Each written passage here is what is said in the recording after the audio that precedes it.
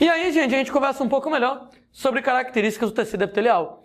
Principal característica do tecido epitelial, a existência de células justapostas com quase ausência de substância intercelular.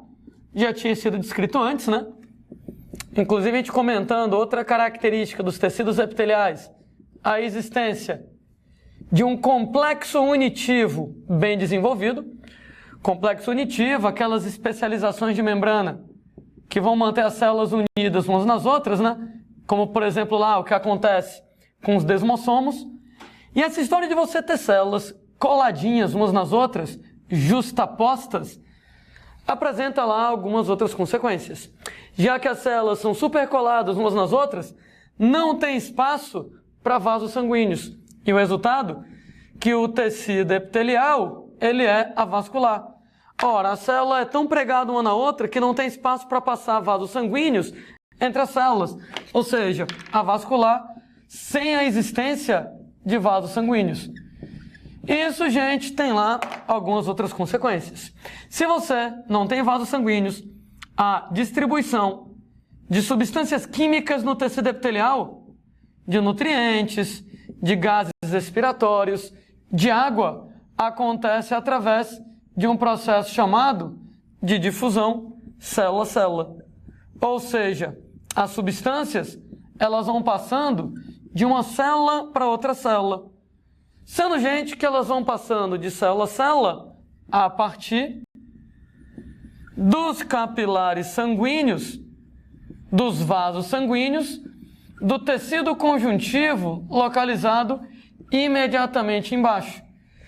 Todo o tecido epitelial, ele tem que ser sustentado por um tecido conjuntivo, porque uma vez que o tecido epitelial não apresenta vasos sanguíneos por conta própria, ele depende dos vasos sanguíneos do tecido conjuntivo imediatamente de baixo. Então, embaixo do epitélio sempre tem um conjuntivo. Os vasos sanguíneos trazem substâncias para o tecido conjuntivo. Agora, do conjuntivo para o epitélio, aí nesse caso, como o epitélio não tem vasos sanguíneos, oxigênio, nutrientes, água tem que ir passando de célula em célula. Inclusive, esse tecido conjuntivo subjacente quer dizer embaixo do epitelial, ele tem um nome. Ele é chamado de lâmina própria do epitélio.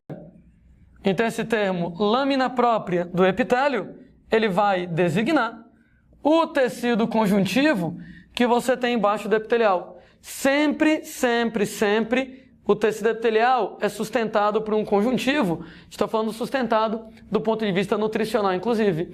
Então, a gente tem lá que o epitélio não tem os vasos dele, então ele depende dos vasos capilares sanguíneos do tecido conjuntivo de baixo da lâmina própria do epitélio. E no caso do epitélio, os nutrientes passam por difusão célula-célula. Gente, difusão célula-célula não é muito eficiente. Uma coisa, por exemplo, é a passagem do sangue. O sangue tem um coração batendo para empurrar o sangue, e o sangue tem uma velocidade muito grande, né? Uma vez que o sangue tem uma velocidade muito grande, eu tenho uma grande eficiência de transporte de substâncias pelo sangue. O coração bateu, empurrou o sangue com grande velocidade pelo corpo inteiro. Entretanto, difusão célula-célula é um processo que é lento. Aliás, a gente tem que difusão célula-célula, as substâncias químicas seriam passando de uma célula para outra, é um processo extremamente ineficaz, especialmente a longas distâncias. O que quer dizer que só funciona a distâncias curtas. E a consequência disso é que todo o tecido epitelial ele vai ter que ser delgado. Ele vai ter que ser fininho. Ele vai ter que ter poucas camadas celulares para permitir que a difusão célula-célula ela funcione. Uma vez que a difusão célula-célula ela não trabalha a longas distâncias, o epitélio tem que ser mais fino para poder exatamente, com poucas camadas celulares, um máximo de algo em torno de 40 camadas de células. O que dá mais ou menos 1,5 milímetro de espessura. Os tecidos epiteliais mais espessos que nós temos, mais ou menos em cima disso. Então você tem que ter poucas camadas celulares exatamente para possibilitar a difusão célula-célula de modo eficaz, para permitir que os nutrientes passem por difusão célula-célula de uma maneira satisfatória. Então, o tecido epitelial, ele é avascular. Por ser avascular, a distribuição é por difusão célula-célula, sempre sustentado por um tecido conjuntivo, que é a lâmina própria do epitélio. E, como a difusão célula-célula não trabalha bem, o tecido epitelial sempre vai ter que ser fininho. Aliás, lá vou eu tentar desenhar para vocês a brincadeira como funciona. Era uma vez o tecido epitelial, principal característica do tecido epitelial, a existência de célulazinhas justapostas, coladinhas umas nas outras, né? Então a gente tem aqui o tecido epitelial e embaixo do epitélio eu sempre vou ter um tecido conjuntivo. Então, comentando que esse tecido conjuntivo embaixo do epitélio se chama de lâmina própria do epitélio, e no tecido conjuntivo de baixo, na lâmina própria do epitélio, nós vamos ter capilares sanguíneos. Então, desenhando aqui um capilar sanguíneo, e aqui no capilar sanguíneo, nós vamos, claro, ter a passagem de sangue. E aí, uma vez que o sangue vai passeando pelos capilares, nós vamos ter o transporte de substâncias químicas, e essas substâncias químicas, então, saem do capilar, e a partir de então, elas vão passando de célula em célula do tecido epitelial. Entre o epitélio e o conjuntivo, existe uma estrutura, moçada, conectando os dois. Essa estrutura, conectando os dois entre o epitélio e o conjuntivo, recebe a denominação de membrana basal. Então, a membrana basal, ela vai ser uma estrutura cujo objetivo é ligar o epitélio ao conjuntivo localizado imediatamente embaixo. Sendo que essa membrana basal, que liga o epitélio ao conjuntivo de baixo, ela, moçada, é visível naquele microscópio mais simples, né? Que é um microscópio óptico. Dá para ver no microscópio óptico. Entretanto, se você vai lá e pega a membrana basal e analisa ela no microscópio eletrônico, que ele consegue ver com mais detalhes, você vai ver que a membrana basal, ela apresenta dois componentes. A membrana basal, ela é formada por uma lâmina basal, onde, gente, essa lâmina basal, ela é constituída lá de uma proteína chamada de laminina. Ora, moçada, há uma certa lógica no nome, né? A lâmina basal de laminina, mais uma camada de fibras proteicas, fibras chamadas de fibras reticulares.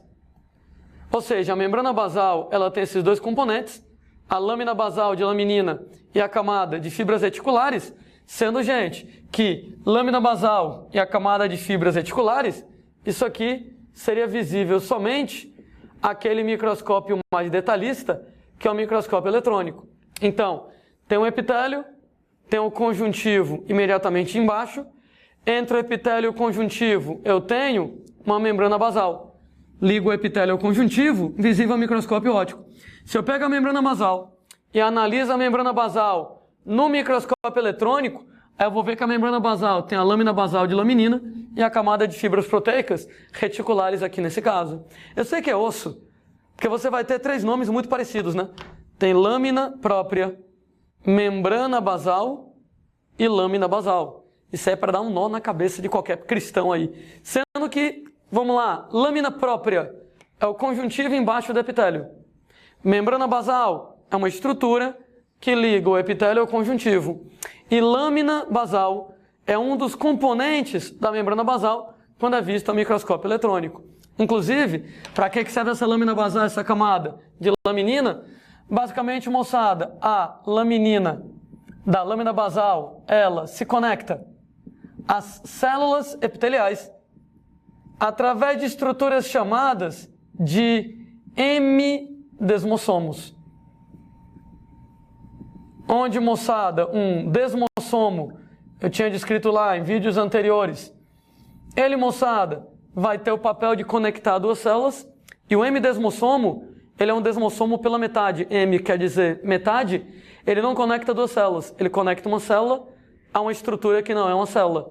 Então ele conecta uma célula, que é a célula epitelial, a uma estrutura que não é uma célula, que é a laminina. Porque laminina não é uma célula, laminina, ela é uma proteína. Opa, quer dizer então que a observação duas estruturas bem semelhantes, e de nome bem semelhante. Você tem que o desmossomo, ela é uma estrutura, né, localizada na membrana da célula, que liga célula a célula. Então o desmossomo, ele conecta duas células.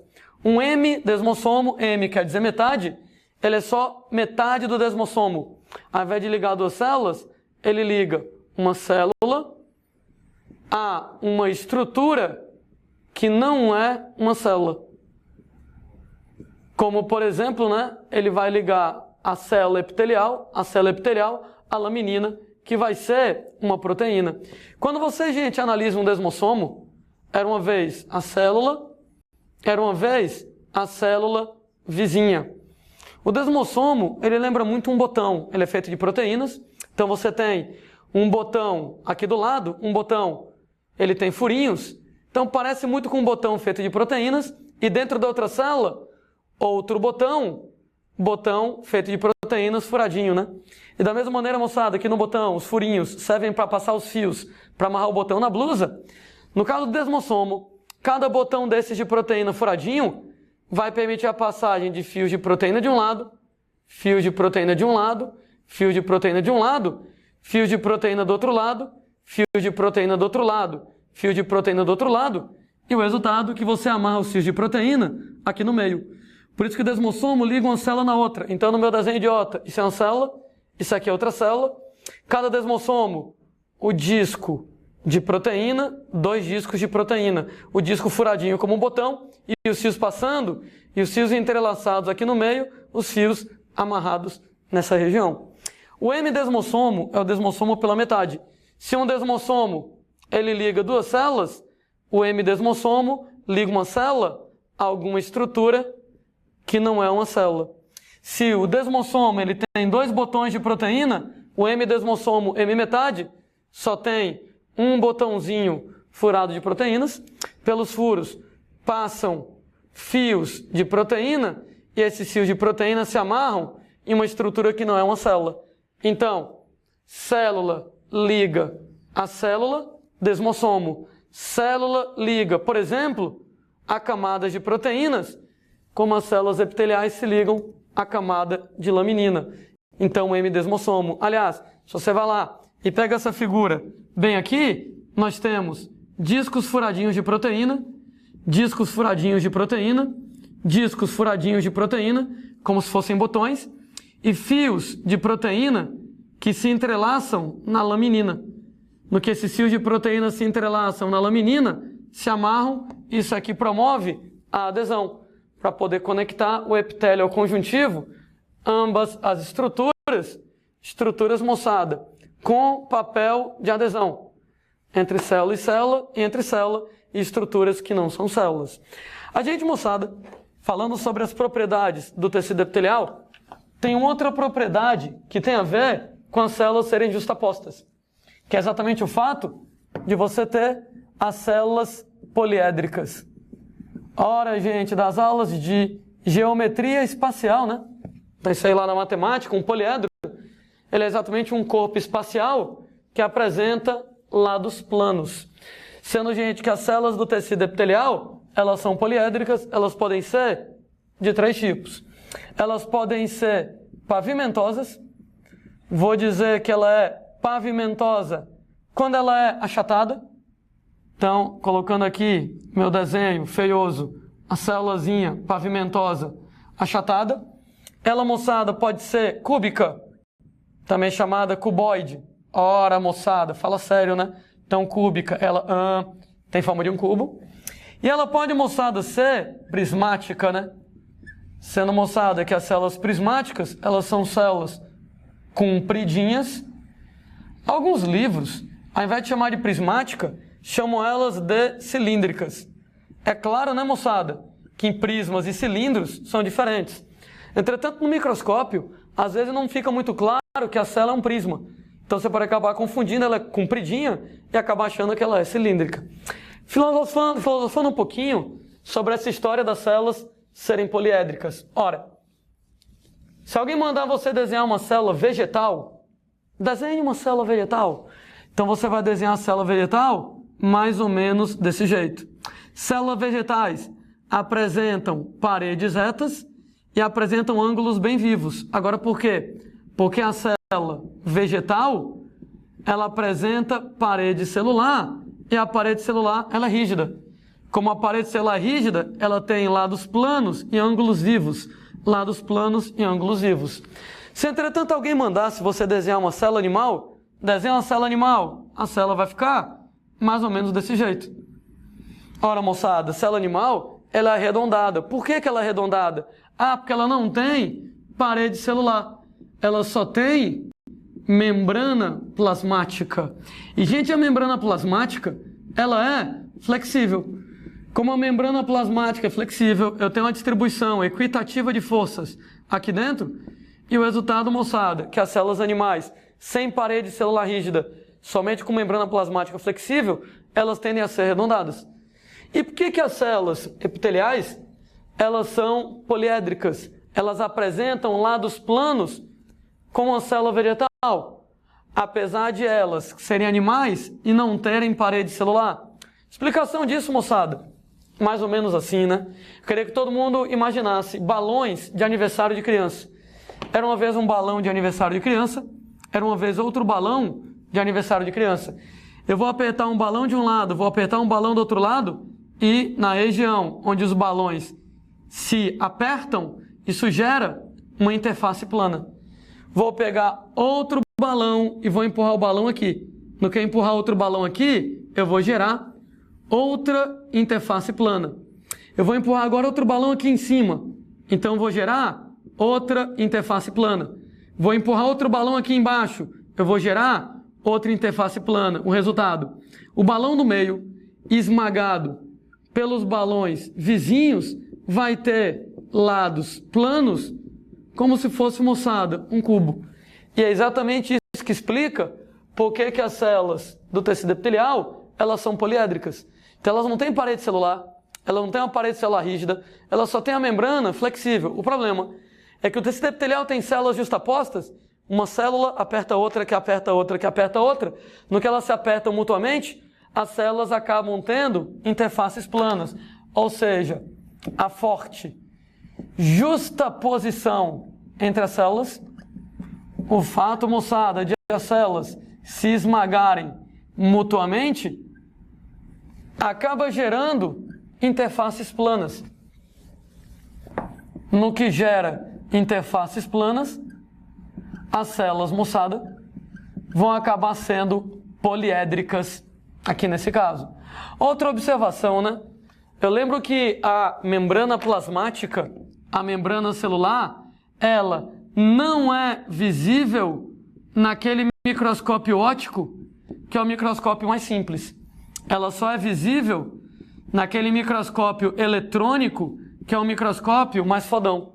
O que quer dizer que, na verdade, a maioria das imagens que você vai ver num livro, né, sobre histologia não são de microscópio eletrônico, elas são de microscópio óptico. E no microscópio óptico não dá para ver a membrana. Se não dá para ver a membrana, como é que eu vou reconhecer o formato da célula? Quando é que, por exemplo, lá a gente vai ter várias e várias células juntas? Gente, você não consegue ver as membranas para poder ver o formato das células. Daí, uma dica, a forma do núcleo indiretamente te diz qual é a forma da célula. Se a célula for achatada, gente, o núcleo, ele é achatado também. Se, moçada, a célula, ela for cúbica, o núcleo, ele é esférico. Se, moçada, a célula for prismática, cilíndrica, alongada, o núcleo, ele é alongado. Ou seja, se colocarem para você uma imagem onde você não conseguir distinguir a fronteira entre uma célula e outra, porque não dá para ver a membrana, dá para ter uma ideia. do formato da célula pelo formato do núcleo. Se você de repente vai lá e pega uma figura dessas, onde eu tenho os núcleos. Ora, gente, e os núcleos, eles são compridinhos. Que nem eu estou desenhando aqui, isso quer dizer que se os núcleos eles são alongados, as células são prismáticas. Então você não está vendo, mas essas células, moçada, elas são compridinhas, elas são alongadas. Daí, uma observação interessante é que a forma do núcleo indica para a gente a forma da célula. Então, ela é uma referência para indicar a forma da célula. Ora, moçada, a gente vai lá e classifica os tecidos epiteliais. Na verdade, a gente vai colocar aqui uma classificação dos tecidos epiteliais, que ela é muito simples. Tecidos epiteliais, moçada, de maneira geral, podem ser de dois tipos. Eu vou dizer que o tecido epitelial pode ser de revestimento, ou o tecido epitelial ele pode ser de secreção. Sendo que o tecido epitelial de secreção também pode ser chamado de tecido epitelial glandular. E a brincadeira agora é descrever cada um desses tipos de tecido epitelial.